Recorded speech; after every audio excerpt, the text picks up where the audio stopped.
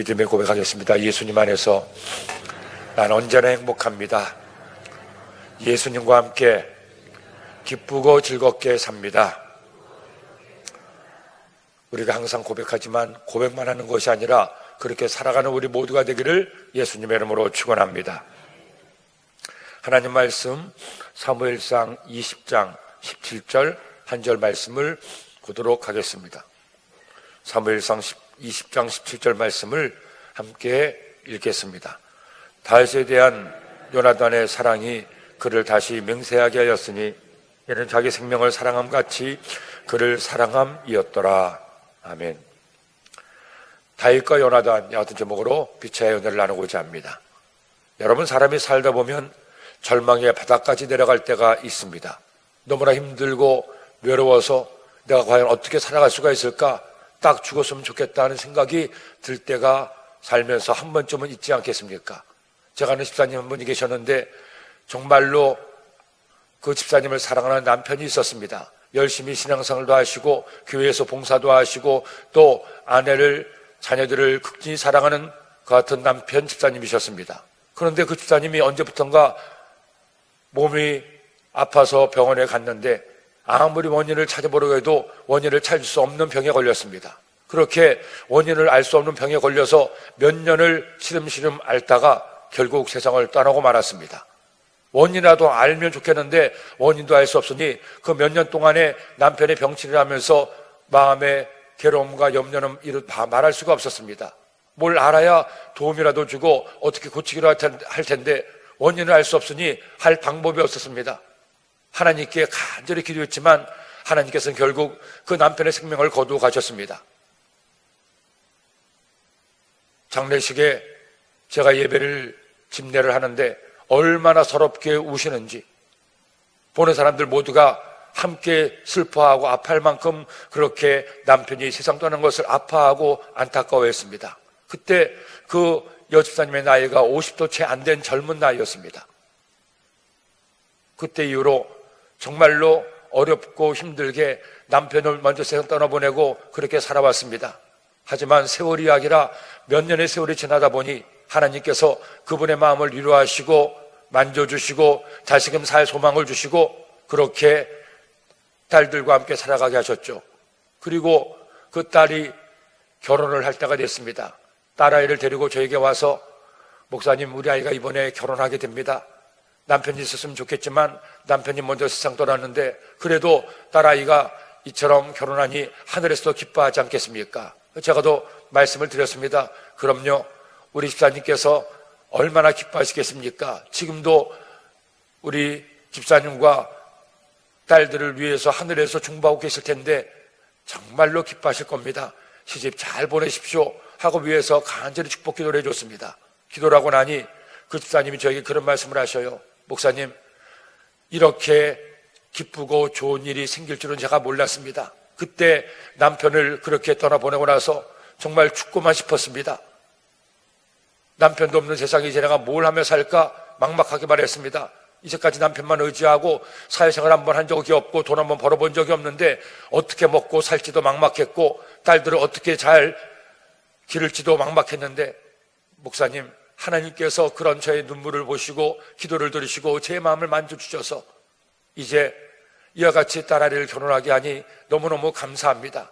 지구멍에도 별들 다닌다고 했는데 그때는 딱 죽고만 싶었는데 하나님께서 이렇게 인도하시니 이 딸아이들이 없었다면 아마 오늘의 저는 없었을 겁니다.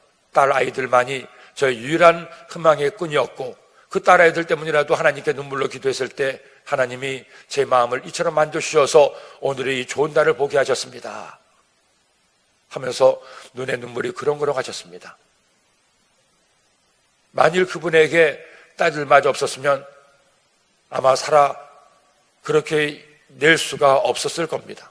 유일한 희망의 끈들이 바로 딸들이었고 그 딸들 때문에 다시금 하나님 바라보고 하나님 의지해서 그 어려움을 극복해 나갈 수가 있었습니다.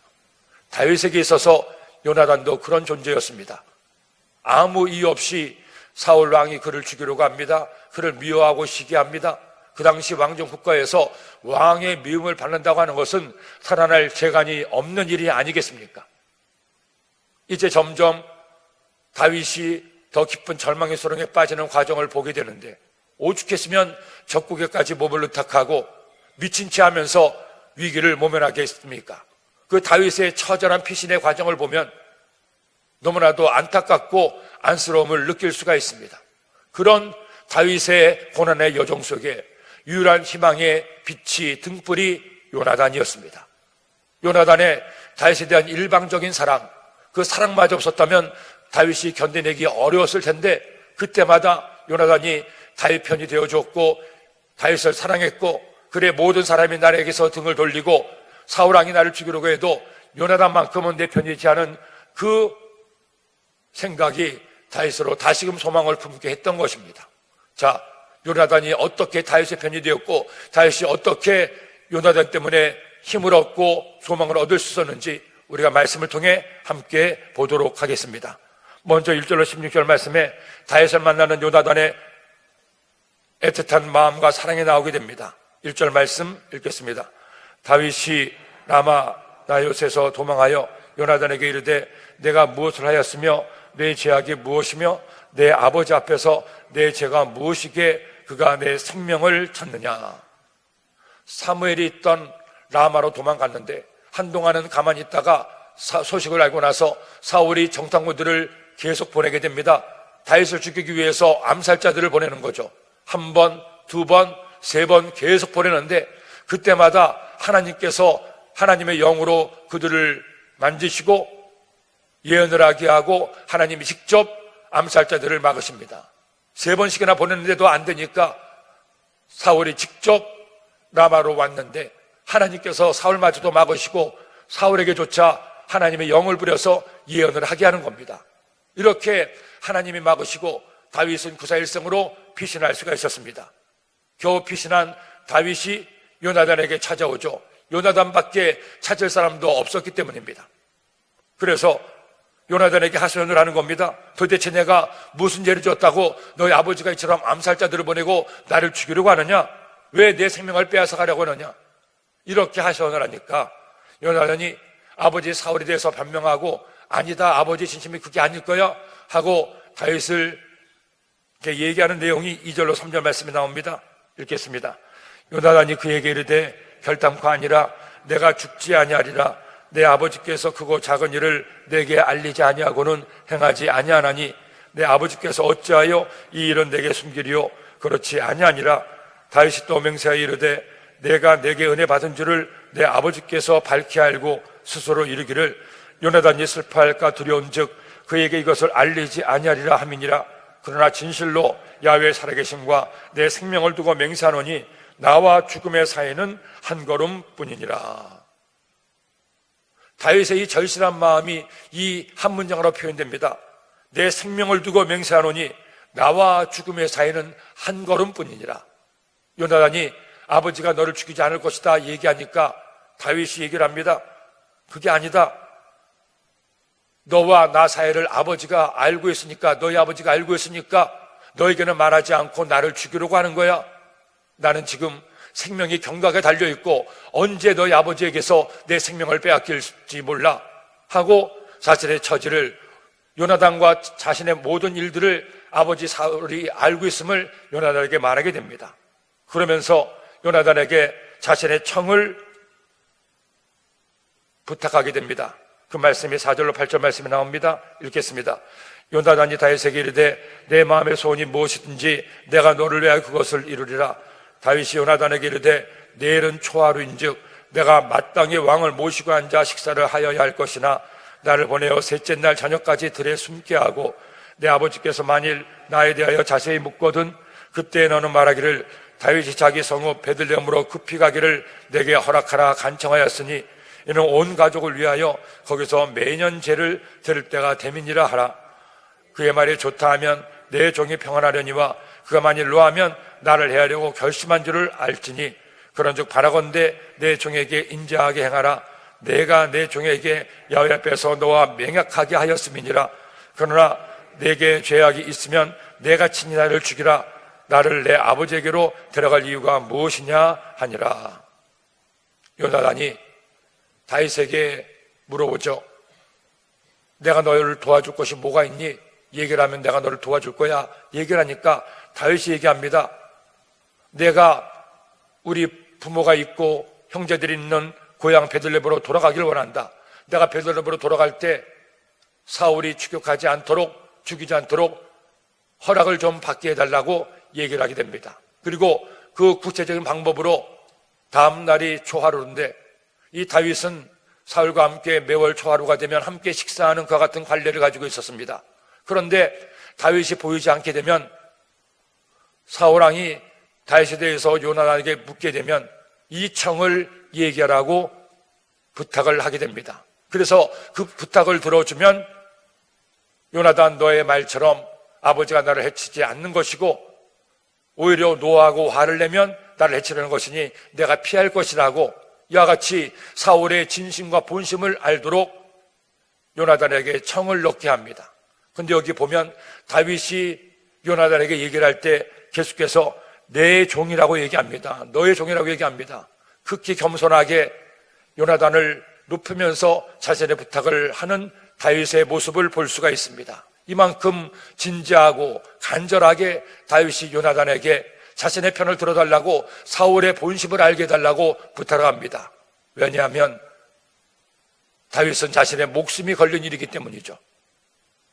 그러자 요나단은 그 말을 듣고 당연히 청을 들어주지만 아버지는 본심은 그렇지 않을 것이라고 잠시 악령에 사로잡혀서 너를 죽이려고 했지만 그것은 본심이 아닐 것이라고 아버지 편으로 얘기를 합니다.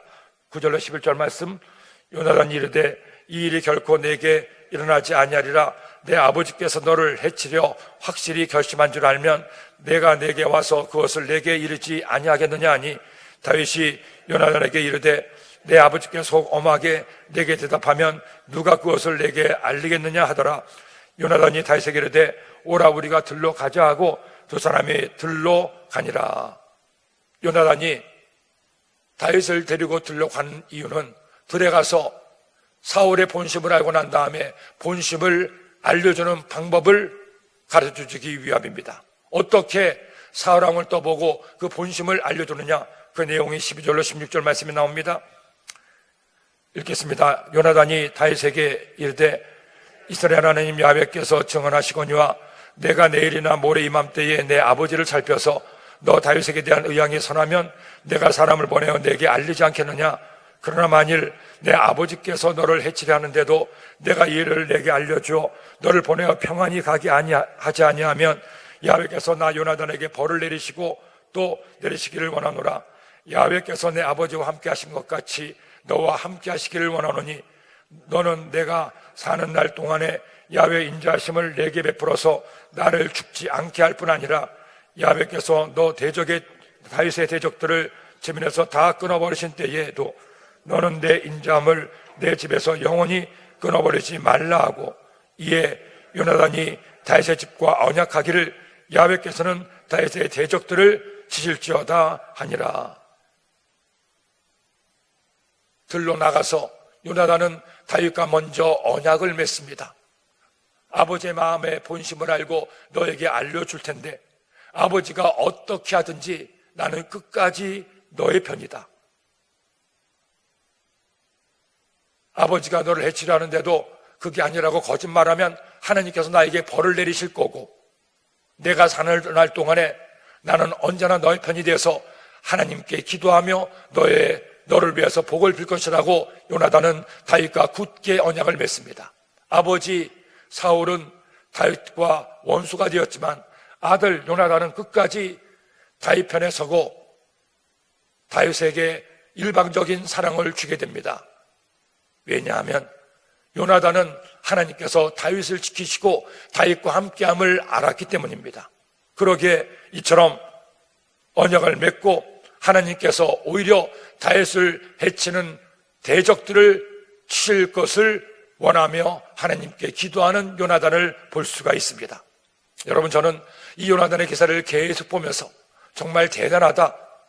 남자가 여자를 사랑할 때도 이 정도로 못할 텐데 남자가 남자를 사랑하고 이렇게 진한 우정을 이처럼까지 보여주고 있구나 하는 생각을 하게 됩니다.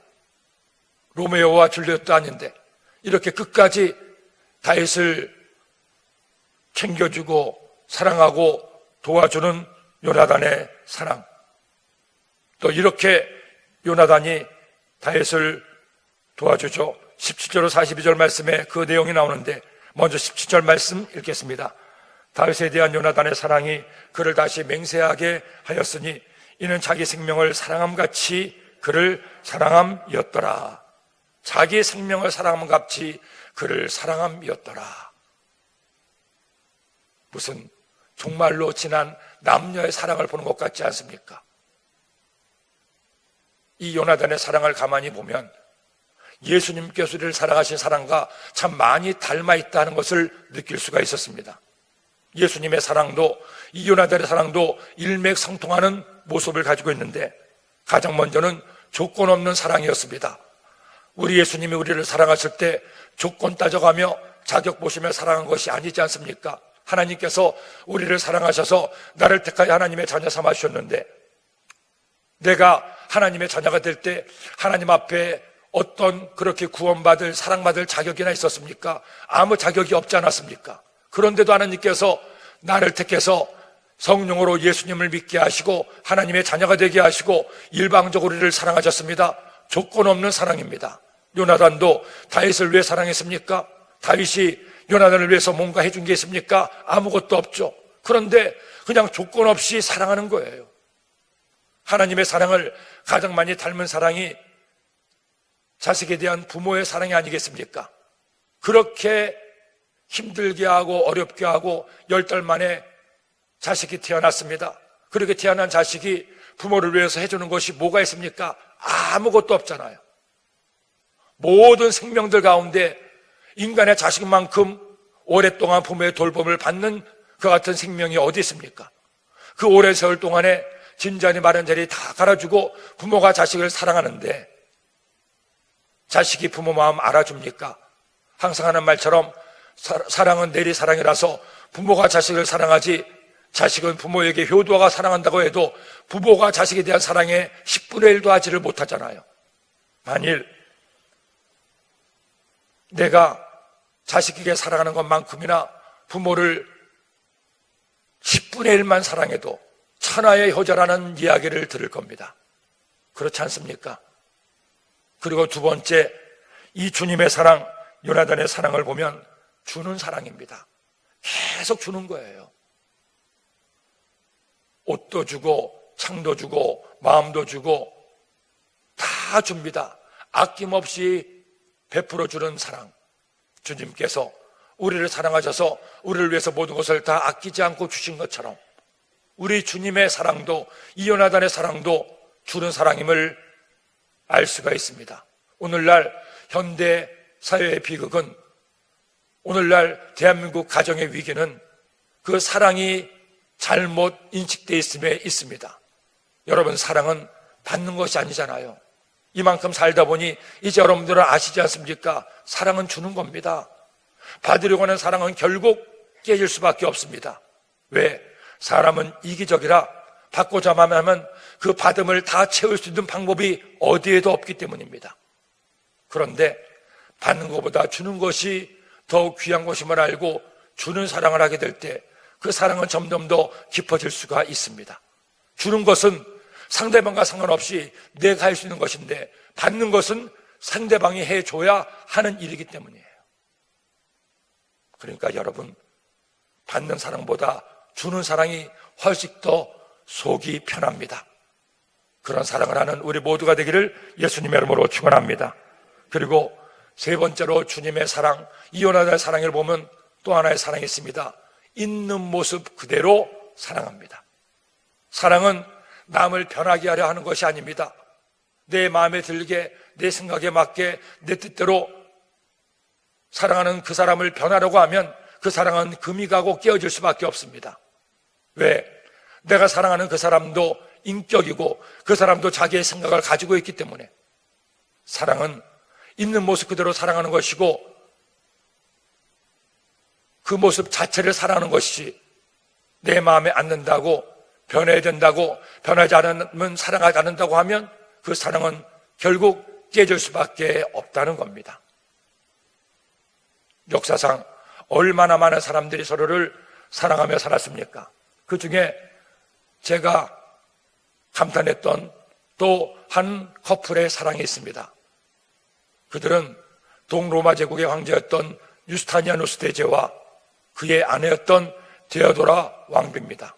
이 데오도라는 원래 콘스탄티노플에서 태어나서 거기서 아주 가난하고 어려운 환경 가운데 자랐습니다. 결국 그 당시 대다수 가난한 집안의 여인들이 그랬듯이 철이 들면서부터 몸이 자라면서부터 몸을 파는 여인이 됐습니다. 그렇게 몸을 파는 여인으로 미래도 없이 희망도 없이 비참하게 살다가 그 고향에서 먹고 살기가 어려워서 이번에는 알렉산드리아로 원정을 갔습니다. 그래서 알렉산드리아에서 그렇게 몸을 파는 여인으로 하루하루를 그저 비참하게 살아갔습니다.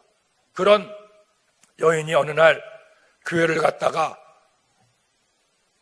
말씀을 듣고 큰 은혜를 받았습니다. 그래, 내가 언제까지 이렇게 몸을 팔고 더럽고 추하게 살 것인가? 나도 저 목사님의 말씀처럼 예수님 믿고 하나님의 자녀가 되어서 이제 하나님이 기뻐하시는 삶을 살아야겠다 마음 먹고 결심하고 이제까지 살았던 그녀의 방탕한 삶을 다 버리고 하나님의 자녀답게 의로운 삶을 살기 위해서 노력을 하게 됩니다. 더 이상 몸을 팔지 않고 그는 싹바지를 해가면서 그렇게 경건하고 의로운 삶을 살고 열심히 신앙생활을 하게 됩니다. 그런데 그녀가 다니는 교회에 한 청년이 왔습니다. 그리고 그녀를 주목하고 보게 됐죠. 그녀의 과거를 알지 못한 채 그렇게 그녀를 사랑했던 이 청년이 마침내 그녀에게 사랑을 고백하고 청혼을 하게 됩니다. 그러자 이 데오도라가 나는 당신의 사랑을 받아들일 수가 없습니다. 거절합니다. 또 청혼합니다. 또 거절합니다. 그 청년도 그야말로 일방적으로 계속 그 사랑을 밀어붙였을 때 결국 그녀가 자신의 과거를 말하죠. 남은 몸을 파는 여인이었고 당신같이 이렇게 선량한 청년에게 갈 수가 없는 사람입니다. 비록 회개하고 하나님의 자녀가 되었지만 나는 일평생 주님을 나의 남편으로 모시고 그렇게 주님을 섬기며 살겠습니다. 얘기했습니다. 하지만 그녀의 과거조차도 그 청년의 사랑을 막을 수가 없었죠. 결국 그 청년은 끝까지 그녀에게 자신의 마음을 고백하고 결국 데오도라 그녀도 그 청년의 사랑을 받아들이게 됩니다. 그런데 그 청년은 사실은 동로마 제국의 황제의 아들 황태자였습니다. 결국 그들은 다시 콘스탄티노플로 돌아갑니다. 그리고 모든 사람의 반대를 무릅쓰고 세기의 결혼을 하게 됩니다. 요즘도 불가능한 그와 같은 두 사람의 사랑의 결합이 1500년 전에 이루어졌습니다. 그리고 이 유스타니누스 대제는 그 데오도라 자신의 사랑하는 아내의 믿음을 그대로 받아들여서 그 아내의 바람대로 하나님 앞에 큰 성전을 봉헌하는데 그것이 지금도 콘스탄티노플에 있는 바로 이스탄불에 있는 성 소피아 사원입니다. 그 당시 세계에서 가장 큰 하나님의 성전이었습니다. 그리고 아내의 적극적인 도움과 사랑과 후원을 받아서 유스타니아누스 대제는 동로마 제국 역사상 가장 큰 위협을 남기고 가장 넓은 영토를 가진 훌륭한 황제가 될 수가 있었습니다. 저는 이 유스타니아누스 대제와 데오도라의 사랑을 보면서 이 정도의 사랑이 진짜 사랑이구나 하는 것을 느꼈는데 이 요나단의 사랑도 그에 못지 않지 않습니까? 요나단이 다윗을 계속 사랑하고 도와주는데 사실 요나단이 다윗에게 받은 건 없어요. 계속 요나단이 주는 겁니다. 다윗은 요나단에게 뭔가 줄 수 있는 상황이 아니었죠. 사울왕의 미움을 받고 계속 쫓기고 피신하고 도망가고 요나단의 도움을 받는데 요나단은 계속 이렇게 자신의 사랑을 나눠주는 겁니다. 그래서 이제 사울의 마음을 알아보기로 요나단이 역시 약속을 합니다. 18절로 23절 말씀. 요나단이 다윗에게 이르되 내일은 초하루인즉 내 자리가 빈무로 내가 없음을 자세히 물으실 것이라 너는 사흘 동안 있다가 빨리 내려가서 그 일이 있던 날에 숨었던 곳에 이르러 에스엘 바위 곁에 있으라. 내가 관역을 쏘려함 같이 화살 셋을 그 바위 곁에 쏘고 아이를 보내어 가서 화살을 찾으라 하며 내가 짐짓 아이에게 이르기를 보라 화살이 내 이쪽에 있으니 가져오라 하거든 너는 돌아올지니 야훼께서 살아계심을 두고 맹세하노니 너는 평안 무사할 것이요 만일 아이에게 이르기를 보라 화살이 내 앞쪽에 있다 하거든 내 길을 가라 야훼께서 너를 보내셨음이니라. 내가 너와 내가 말한 일에 대하여는 야훼께서 너와 나 사이에 영원토록 계시느니라 하니라. 사흘이 지난 다음에 에셀 바위 곁에서 요나단이 화살을 쏠 곳을 다윗과 약속합니다.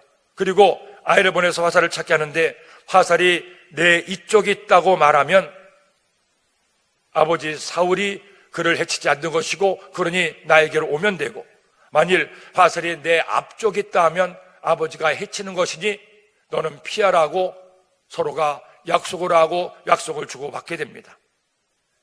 그리고 요나단은 다윗의 요청을 가지고 아버지 사울에게 갑니다. 그리고 질문하죠. 24절 31절 말씀 읽겠습니다. 다윗이 들의 수문이라 초하루가 되매 왕이 앉아 음식을 먹을 때에 왕은 평시와 같이 벽 곁 자기 자리에 앉아있고 요나단은 서있고 아브넬은 사울 곁에 앉아있고 다윗의 자리는 비었더라.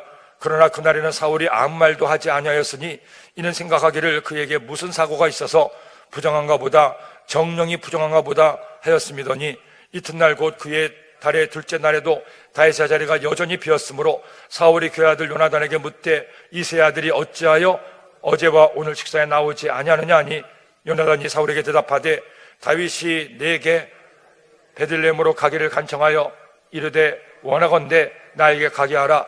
우리 가족이 그 성읍에서 제사할 일이 있으므로 나의 형이 내게 오기를 명령하였으니 내가 내게 사랑을 받거든 내가 가서 내 형들을 보게 하라 하였으므로 그가 왕의 식사 자리에 오지 아니하였나이다 하니 사울이 요나단에게 화를 내며 그에게 이르되 폐영 무도한 계집의 소생아 내가 이 세 아들을 택한 것이 내 수치와 내 어미의 벌거벗은 수치됨을 내가 어찌 알지 못하랴. 이 세 아들이 땅에 사는 동안은 너와 내 나라가 든든히 서지 못하리라. 그런즉 이제 사람을 보내 그를 내게로 끌어오라. 그는 죽어야 할지니라 한지라. 요나단이 다윗의 청을 받아서 베들레헴으로 가기를 요청하는데 이때 사울의 본심이 이렇게 확연하게 드러나게 됩니다. 이렇게 요청하는 아들 요나단에게 입에 담지 못할 욕을 하는 겁니다. 이 폐영무도한 계집의 소생아. 폐영무도한 계집의 소생이 아니라 자기 아들이잖아요. 자기 아내를 대해 말하기를 폐영무도한 계집이라고 얘기를 하는 겁니다. 내 어미의 벌거벗은 수치됨을 내가 어찌 알지 못하랴. 어머니를 두고 욕을 하는 겁니다. 자신의 아내 이름을 걸머가며 욕을 하는 거죠. 어찌나 화가 났으면 이렇게 화를 내고 욕을 하겠습니까? 이렇게 할 만큼 사울이 다윗을 미워하는 것을 본심을 드러내고 보여주게 되는 거예요. 요나단의 마음과 사울의 마음은 전혀 달랐음을 알 수 있는 대목입니다. 저는 문득 이 말씀을 보다가 어쩌면 이렇게 마치 지금 앞에서 일어나는 일처럼 세세하게 사울이 요나단과 하는 대화와 그 광경을 묘사할 수 있을까? 사울은 벽 쪽에 자리에 원래 자리에 앉아있고 요나단은 서있고 그리고 신하 아므넬은 사울 곁에 앉아있고 말하는 것도 하나하나 다 기록하고 있습니다. 그런데 이 기록이 언제적 이야기인지 아십니까? 100년 전, 200년 전, 500년 전이 아닙니다. 우리나라에 조선 왕조실록이 떠가는데 아무리 오래된 실록이라고 하더라도 500년, 600년밖에 안 됩니다. 그런데 이 말씀은 마치 조선 왕조실록을 보는 것 같지 않습니까? 3000년 전의 사건이에요. 지금부터 3000년 전에 일어났던 사건이 이렇게 세세하게 자세하게 생생하게 기록이 되어 있습니다. 하나님 말씀이 진리고 사실임을 알려주는 예라고 할 수가 있을 겁니다. 이렇게 본심을 드러낸 사울은 요나단마저 죽이려고 합니다. 32절로 34절 말씀 요나단이 그의 아버지 사울에게 대답하여 이르되 그가 죽을 일이 무엇이니까 무엇을 행하였나이까? 사울이 요나단에게 단창을 던져 죽이려 한지라 요나단이 그의 아버지가 다윗을 죽이기로 결심한 줄 알고 심히 노하여 식탁에서 떠나고 그 달의 둘째 날에는 먹지 아니하였으니 이는 그의 아버지가 다윗을 욕되게 하였으므로 다윗을 위하여 슬퍼함이었더라. 비로소 아버지의 본심을 알게 된 요나단은 함께 식사도 하지 않고 자리를 떠나게 됩니다. 사울은 화가 나서 요나단마저 죽이려고 단창을 던지죠. 비로소 사울의 분노와 미움을 알게 된 요나단은 그 곁을 떠나고 다윗을 위해 슬퍼했습니다. 그리고 다윗에게 가서 청한 신호대로 피할 것을 권하고 그 아이에게 그대로 외쳤죠. 화살이 내 앞쪽에 있지 아니하냐. 아버지가 너를 헤아려 할 거니 너는 빨리 피하라고 원래 했던 약속대로 얘기를 하게 됩니다. 그리고 결국 다윗과 요나단은 이별을 하게 됩니다. 41절로 42절 말씀. 아이가 가매 다윗이 곧 바위 남쪽에서 일어나서 땅에 엎드려 3번 절한 후에 서로 입맞추고 같이 울되 다윗이 더욱 심하더니 요나단이 다윗에게 이르되 평안히 가라. 우리 두 사람이 야훼 이름으로 맹세하여 이르기를 야훼께서 영원히 나와 너 사이에 계시고 내 자손과 내 자손 사이에 계시라 하였느니라 하니 다윗은 일어나 떠나고 요나단은 성읍으로 들어가니라. 이렇게 다윗과 요나단은 슬픈 이별을 하고 결국 그들은 더 이상 만나질 못하게 됩니다. 하지만 그 다윗과 요나단의 진한 우정과 사랑은 3000년이 지난 오늘까지 하나님의 말씀에 기록돼서 우리에게 귀한 교훈과 감동을 주고 있습니다.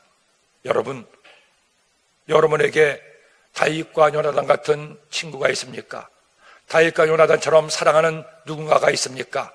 오늘의 말씀 함께 나눴으니 이 말씀처럼 진짜 사랑하는 우리 모두가 되기를 예수님의 이름으로 축원합니다.